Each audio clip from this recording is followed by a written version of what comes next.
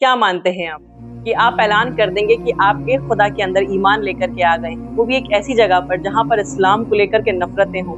کیا کہیں گے اسے آپ؟ پیر پہ کلہاڑی مارنا یا کلہاڑی پر پیر دے مارنا؟ مجھے سیکنڈ والا زیادہ سوٹیبل لگتا ہے۔ ہاں، ایسا ہی کچھ کرا تھا سورہ کہف کے کچھ نوجوانوں نے۔ آئیے جانتے ہیں ان کا آج مزیدار قصہ۔ ان کو 7 سلیپرز کے نام سے بھی جانا جاتا ہے، حالانکہ قرآن نے اس چیز کی تصدیق نہیں کری ہے، کاؤنٹنگ کے اوپر اللہ تعالیٰ نے کوئی فوکس نہیں کرا ہے۔ فوکس اس بات پر ہے کہ یہ نوجوان تھے and they decided to accept Islam. Not only accept, they decided to live up to the Islam. That is deadly combination. اور ان نوجوانوں کا ذکر سورہ کہف کے انیشل پارٹ کے اندر ہی کر دیا گیا ہے، یعنی 9 سے لے کر کے 26 نمبر کی جو سورت ہے اس کے بیچ میں ان نوجوانوں کا قصہ بیان کیا گیا ہے۔ اگر یہ نوجوان چاہتے تو خاموشی سے دین قبول کر لیتے اور کسی کو بھی نہ پتہ چلنے دیتے، لیکن نہیں، انہوں نے ڈیسائیڈ کیا اعلان کرنے کا۔ اسی لیے اللہ کی نظر میں ان کا مرتبہ بہت اونچا ہے۔ ایک تو یہ کہ یہ نوجوان تھے، دوسرا یہ کہ یہ دوست تھے، تیسرا یہ کہ یہ سارے کے سارے ایک ایلیٹ کلاس فیملی سے بلونگ کرتے تھے۔ چاہتے تو کسی بھی غلط راستے پر جا سکتے تھے، نوجوان تھے نا، لیکن انہوں نے توحید کو ترجیح دی۔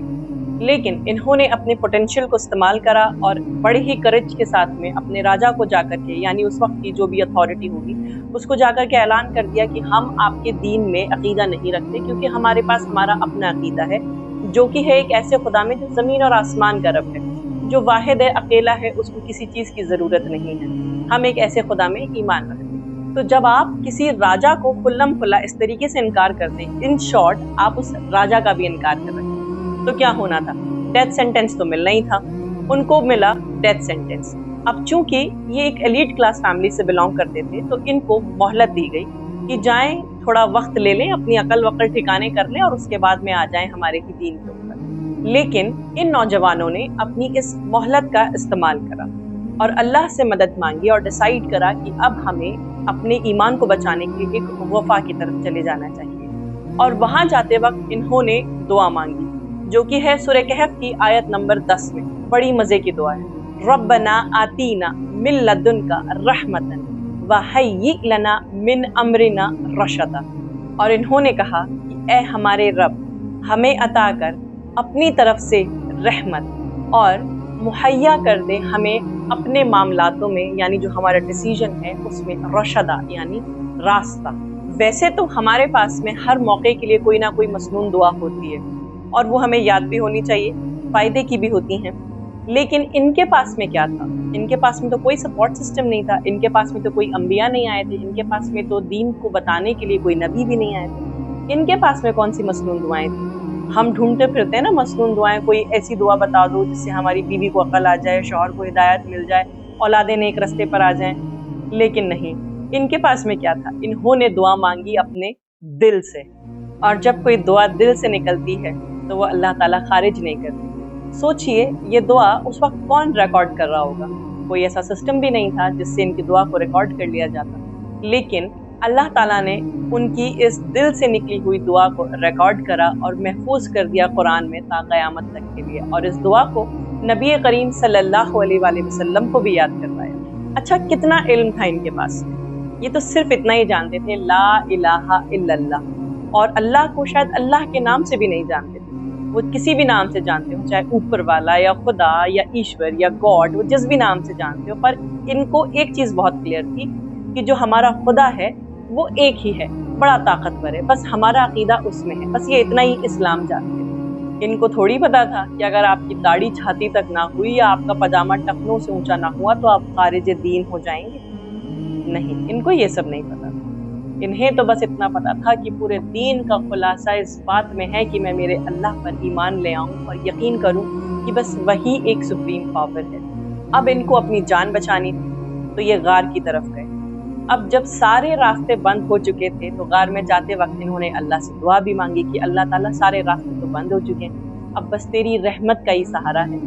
اور انہوں نے کیا سیکریفائز نہیں کرا، اور کیوں نہ کرے اللہ ایسے بندوں کی دعا قبول جنہوں نے سیکریفائز کر دی اپنی فیملی، اپنی لگژری، اپنی سوسائٹی، صرف ایک ایمان لانے کے خاطر۔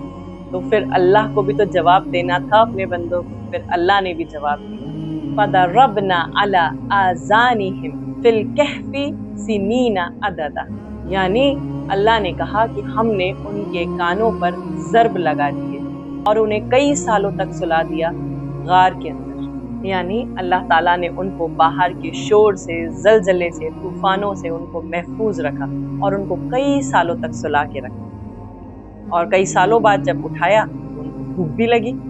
لیکن آپ یہ دیکھیے کہ اللہ نے پھر سے اپنے بندوں کے لیے کیسے کائنات کے قانون بدل دیے۔ اگر آپ اپنے جسم کو کئی مہینوں تک استعمال نہ کریں تو اس میں ایٹروفیا ہو جائے گا۔ اب دیکھیں اللہ نے پھر اپنے بندوں کے لیے پورے قانون یونیورس کے الٹ پلٹ کر کے رکھ دیے۔ دیکھ کیسے اگر آپ اپنے جسم کو 5 سے 6 مہینے تک استعمال نہ کریں گے تو آپ کی مسلز ویک ہو جائیں گی، ایٹروفی ہو جائے گی، آپ کی مسلز میں کوئی اسٹرینتھ نہیں بچے گی، ہم کھڑے ہی نہیں ہو پائیں گے، پھر بھی وہ اٹھے۔